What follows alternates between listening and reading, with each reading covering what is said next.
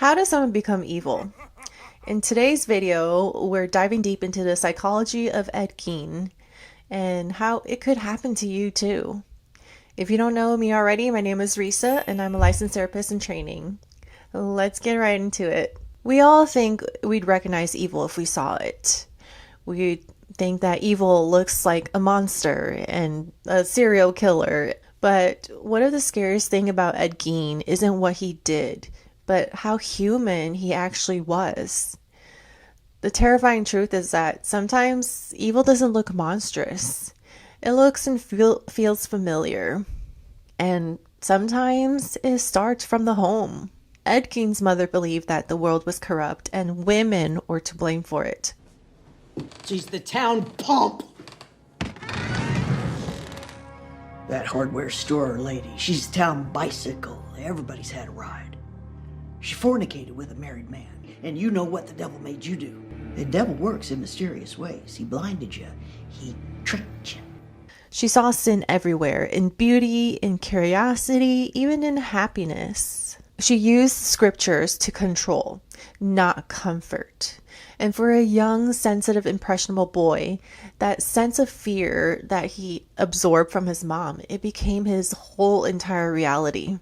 Imagine being raised by someone who says they love you, but constantly makes you feel like you're never enough. Every thought you have gets questioned. Every feeling gets shamed. And slowly you learn to quiet your own voice because you don't feel safe to just be yourself. Only a mother could love you. Augusta believed that she was protecting her sons from a sinful world. But what she really did was trap them in fear. Everything outside of the home was labeled evil, especially women. And so early on, Ed learned that love could hurt and fear feels like safety. Mom is a saint and everyone else, especially women, are evil.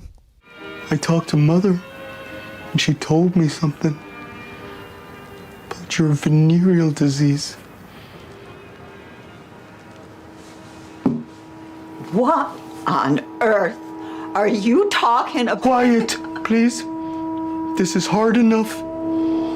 You're spreading a pestilence around town, and now I've got it. I do not have venereal disease. That is a vicious rumor. When your only attachment figure also terrifies you, your mind learns confusion as comfort. Henry and Ed couldn't have been more different. Henry learned how to live in the real world. He worked, dated, connected with people. Ed never really did. He stayed home. He was shy and emotionally dependent, looking to his mother for every answer. That imbalance created resentment, even competition between them.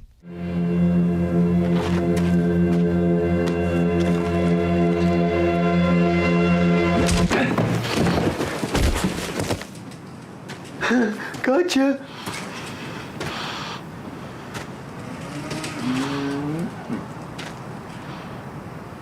Henry, you alright? I got you real good, but you alright?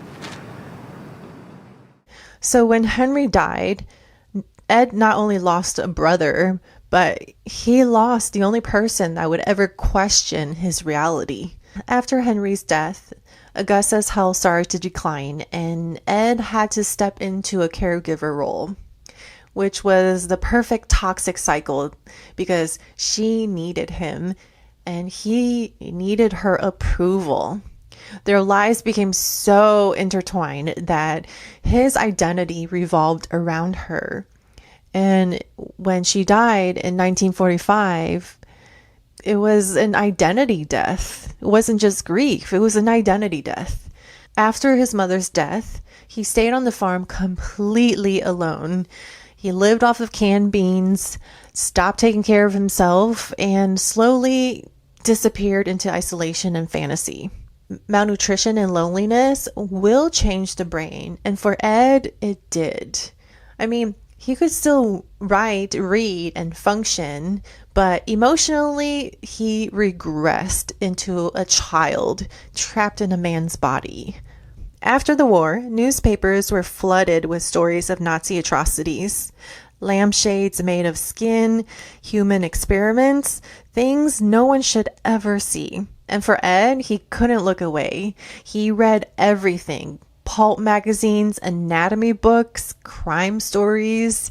What started off as curiosity slowly became his escape.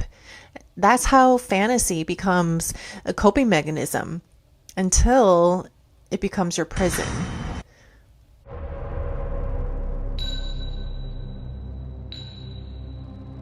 What was his childhood like? Ed's grave robbing began with grief. It was a desperate attempt for him to feel closer to his mom again. He chose women who looked like Augusta, almost as if he was trying to bring her back to life.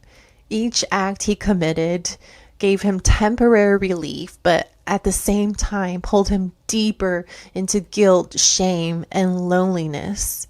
And that is how our coping can turn into compulsion.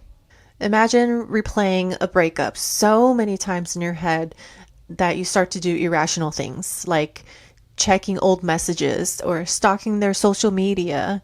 Now imagine being stuck in that loop for years until fantasy starts to feel more real than life itself.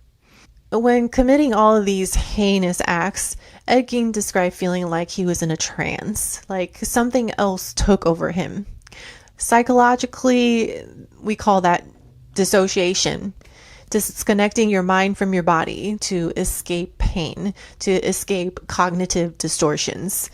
And spiritually, it sounds like a spiritual attack. Which voice in your head are you listening to? Are you listening to the angel or the devil? Or are you listening to the good wolf or the bad wolf? Which one are you feeding? The wolf that you feed the most is going to end up eating the other.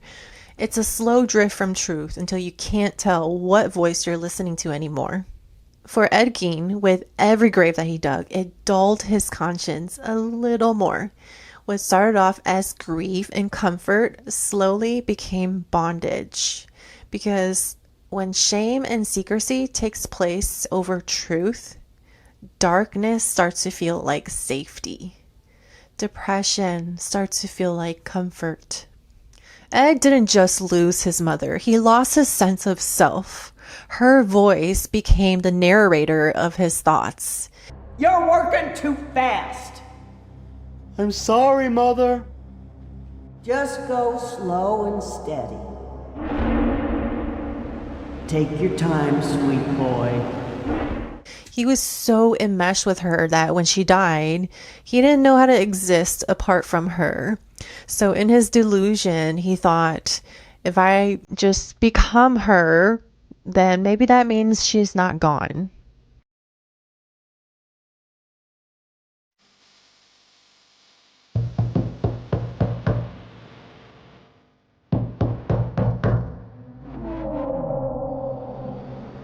That's what happens when enmeshment goes unchecked.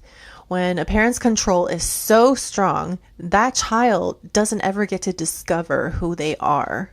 In therapy, we call that fusion of identity. Spiritually, it's a form of idolatry. When a person becomes your source of worth instead of God. Think about times you've tried so hard to please someone that you totally forgot yourself in the process. That's how it starts. And for Ed, that loss of sense of self became something darker. Ed's isolation became an echo chamber. Without anyone there to challenge his thoughts, his mind started to feed on itself. His story is a warning to us of what happens when loneliness, shame, and unhealed trauma mix with obsession. Now, I'd like to show you something worse. You see it in modern life too. People trapped in fantasy, porn, overconsumption, doom scrolling, toxic relationships. And many people like to call these forms of coping comfort, but really, you're just surviving when you can be thriving. Most of us won't dig graves like Ed Gein, but all of us dig holes when we look to the wrong things to heal us. Ed Gein wasn't born a monster. He became one, piece by piece. And the unsettling thing about his story is that it's not just about him. It is about us. The truth is, we are all capable of darkness when pain goes untreated and love turns into control. So instead of wondering how someone becomes a monster, maybe the better question is to ask, what lies are we believing just to cope? And where have we gone numb, calling it peace? Because that's where the crack starts. If this video gave you a new perspective on how people lose themselves, do me a favor and share it. You never know who's one heartbreak away from losing themselves in their own darkness.